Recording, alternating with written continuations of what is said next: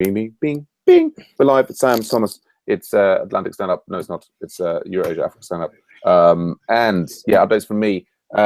So yeah, like basically we got some invitations. Failing what Devise Invitable on local support, and invitations that the client sent out earlier this week seem to be failing, and it's all working locally. And I was like, oh, is this kind of some kind of Heroku issue? But I just issued one on Heroku and it worked. And I realized that we've got our thing set for the Devise, the confirm within like 3 days. So, okay, so that makes sense. But then if I look at when the invitation was sent for the user, it was sent on, what is this, like the 7th of March. And I'm just testing, and it's like, it's less than, it's within 3 days. So I don't understand why that hasn't worked. Anyway, so what's the I mean, so he gets the invitation, he clicks the link, and he gets an error. Yeah, he gets basically the invitation token is invalid, as if the token had expired. And I just ran it on production, and with a freshly issued token, and it just worked for me. So clearly Heroku, it's working, but it seems to be the I think it's the Devise. Like it expires the tokens after a certain amount of time. I mean, he clicked on it like 2 days later, and that should be within our limit. But anyway, so it's a particularly annoying bug because the client sent out like 50 invitations on and I guess some of them worked. I think that the solution is basically we need to bump up our invitation timeout thing to like 6 days or something. Anyway, so that at least I've been sort of a bit kind of crazed by that, but I've kind of got to the bottom of it, I think. Yeah, and so other things, starting to get more input from the TAs on the graders, which is good. I haven't even had a chance to review them because I'm looking at the other bug. Some good work with Michael yesterday. We fixed that sign-up bug, I think, for the GitHub and it not displaying the image and just all that. So hopefully that can go into production now, and we're carrying on working through the kind of what we're calling the edX onboarding epic, which is just sort of to move up and down the pathway that people come from edX to website 1. And we're starting with the low-hanging fruit, picking off the little rough edges, and then working out where to best focus our efforts to make the pathway as smooth as possible. Yeah, so we'll carry on working on that. Yeah, how about you, Thomas? How are things going with you? Great to have Michael back on the board on the Website 1 project. Absolutely.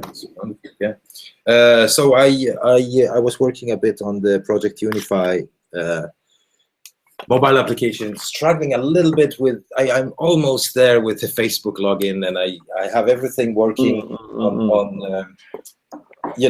so the endpoint is working, the authorization is done, the application is set up on Facebook for the staging app, but I have a problem with getting that to work from the app itself. I can I can replicate all the process manually if I don't use the app. But when I use the application, it just doesn't pop up the Facebook authorization, dialogue. That's one thing. But then I tried another case where I am already authorized. So I authorized myself with Facebook, and then I tried just to sign in with the application for an already authorized user. And I know it exists in the database. Everything is called, but it still doesn't work. So I need some Angular or Ionic expert on the team, basically, because I'm a little stuck here. I don't, since I don't know those things, and all the documentation that I find is either I just don't understand how to read that, but it seems like it's dealing with like the JS native Facebook login that doesn't involve an API, basically, which is not what we want to do. We want to, we have an endpoint that you have to hit, and then the backend is doing the authorization kind of, then returns a JSON response just saying that all good or not. And we're not. I don't know how to wrap my head around that. So so there's a lot of. I need to do some research or research. But I noticed Nigel, by the way, who's a great guy who I used to work with in Japan. Nigel Gardner. He's just he's saying. I mean, if you could get him into a hangout and have a chat with him about it, he's saying he hasn't touched on it for a while. But I think, like as we know, just working slowly through all the things, we can help you solve it yourself. So I mean, I don't know what his I don't even know what time zone he's in these days. But so yeah, but that would be a great thing to kind of get. I think getting him more involved would be fantastic. So yeah, it sounds like one of those tricky problems that needs to be slowly taken apart. Yeah. So I'm just going to ask him what time zone he's in. Yeah. So hopefully we can pull him in, and we'll see what's going on basically. But yeah, other than that, I'm good. I'm slowly working on some stuff. We just placed a bid this morning. Actually, this morning I sent over a proposal to one of the parts of Sweden, a Swedish government agency about educational project that involves Craft Academy. And will potentially involve Agile Ventures later on as a follow-up, Cool. For 10 participants, and see if we can get them on board. So then Craft Academy educates them, and then we told them that we can coach them for 2 or 3 months afterwards, working on open source projects to build up some sort of, a portfolio and build their experience and stuff. And we'll see what's going on. Sounds good. Yeah. So, but other than that, not much else is happening. No, good stuff. Yeah, thank you for getting me the various bits of little admin things sorted last night. That's all. Yeah, I was again the simplest solution. It's like I was searching and searching for the password. I couldn't find it. Then you mentioned that you tried to reset the password. And I said, why don't I try to reset it? And I just did it over my phone. Right. And, so sometimes you cross the bridge to get some water. But yeah. It's yes. I mean, it's funny with this bug this morning for the local support. Is actually I was hypothesizing something much more complex, and I think well, if I'm lucky, it turns out to be a simpler one. And now I'm kind of like, oh, I didn't really need to make a Heroku support request about that. But anyway, at least I'm writing up the process. Yes. So yeah, there we go. What was something else I was going to say? No, I think that's where everything is. The only thing, is basically. I mean, seems like Michael and I have both got quite a lot of availability for. So we're just going to try and do as much pair programming in the the overlapping time zone that we have, which is making me, particularly like if we're like in the thing, and then all right, it's time for the stand up, and then it's just like we go to a different hangout for a stand up, and there's just the two of us, and then we have to go back and think. Basically, unless what I'm tempted to do is basically, if we're in the groove, is just make the Atlantic stand up a text one, and if people really want to chat, they can come and join us in the pairing hangout, which will be running, because I just want to get as much coding done as possible, really. So yeah, but that's pretty much how we go. And so I'm thinking for the same for the local sport retro and kickoff is I'm gonna just make those an ongoing async text thing, and people can just join us in the hangout where we're actually doing the coding if they really want to get involved. So. Yes, sir. All right, nice one. Good stuff, Thomas. Well, good luck with that. That Ionic Facebook Angular thing sounds tricky. Yeah, I'll be interested to hear how that goes.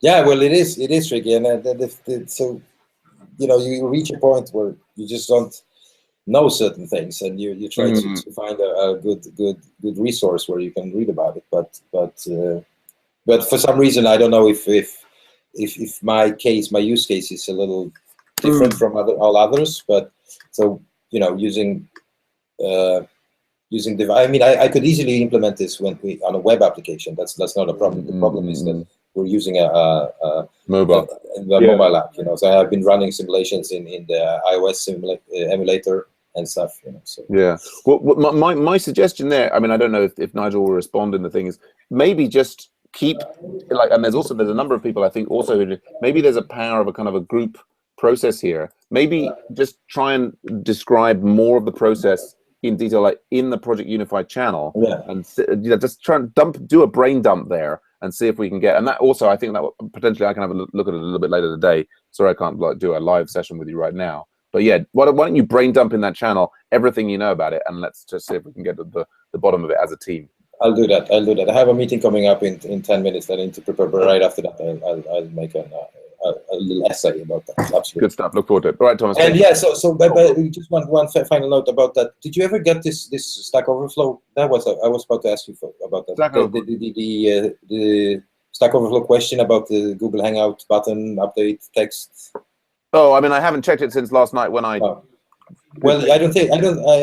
That's a fairly tricky question, actually. I went over the documentation yesterday night of the Yeah.